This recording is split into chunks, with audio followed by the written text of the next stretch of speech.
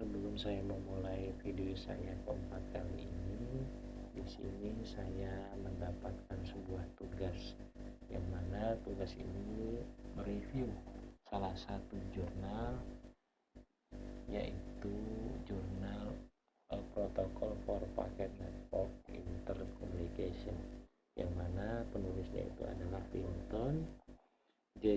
and Robert Ekan. Oke, ini bisa kita full size saja.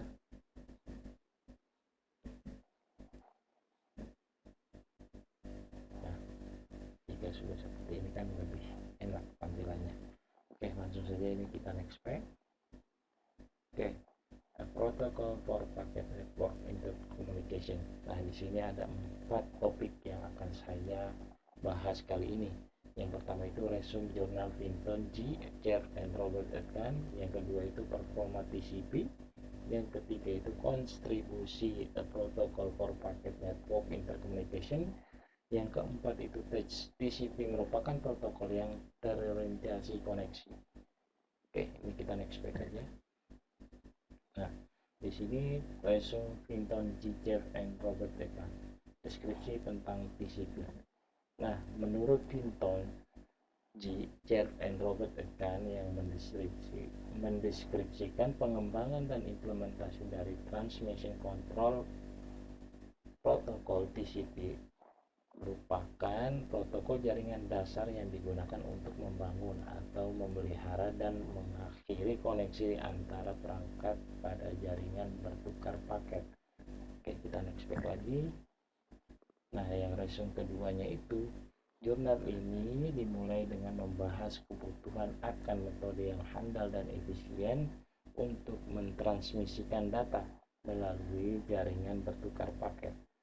Penulis jurnal menjelaskan tentang yang dihadapi dalam mengembangkan protokol yang dapat memenuhi persyaratan tersebut, termasuk kebutuhan untuk memastikan bahwa data ditransmisikan dengan akurat dan dalam aturan yang benar, serta kebutuhan untuk menangani kesalahan dan memulihkan dari paket yang hilang atau rusak. Oke, ini kita next page lagi.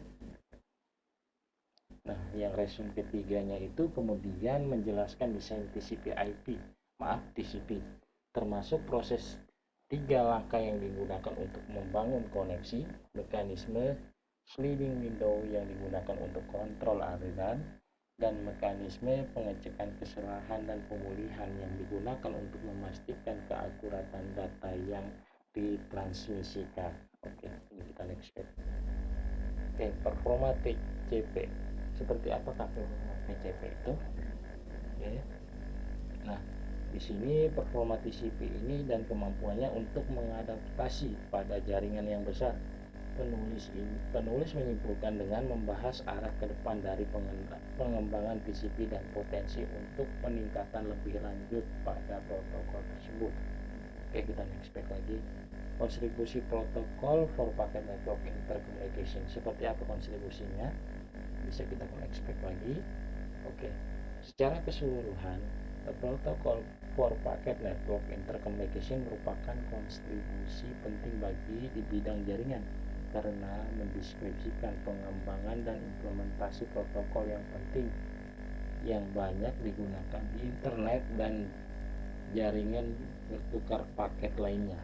Oke, ini kita next page lagi. TCP merupakan protokol yang terorientasi koneksi. Seperti apa TCP merupakan protokol yang terorientasi koneksi itu? Oke, bisa kita next lagi. TCP merupakan protokol yang terorientasi koneksi yang berarti bahwa ia membangun koneksi logis to end. Koneksi logis end to end antara dua perangkat sebelum mentransmisikan data. Koneksi ini dibangun melalui proses handshake 3 langkah di mana perangkat saling bertukar paket. Sinkronisasi untuk sepakat pada nomor urutan dan ukuran jendela yang akan digunakan selama transmisi. Oke, ini kita next page lagi. Setelah koneksi terbentuk, perangkat dapat mentransmisikan data dalam bentuk paket yang dibagi menjadi segmen dan ditransmisikan melalui jaringan.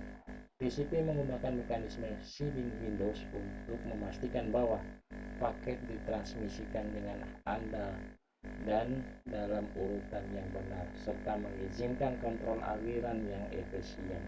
Oke, ini kita cek lagi.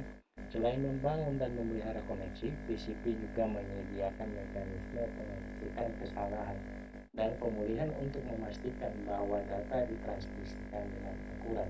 Jika kesalahan terdeteksi, TCP akan mentransmisikan ulang data sampai data diterima dengan baik dan benar. Oke, TCP merupakan protokol yang terintegrasi koneksi. Masih bahas hal yang sama. TCP merupakan komponen kritikal dari internet karena digunakan oleh banyak protokol lainnya seperti HTTP, FTP, dan Telnet untuk mentransmisikan data melalui jaringan. Protokol ini telah banyak diadopsi dan sekarang merupakan bagian standar dari kebanyakan sistem operasi.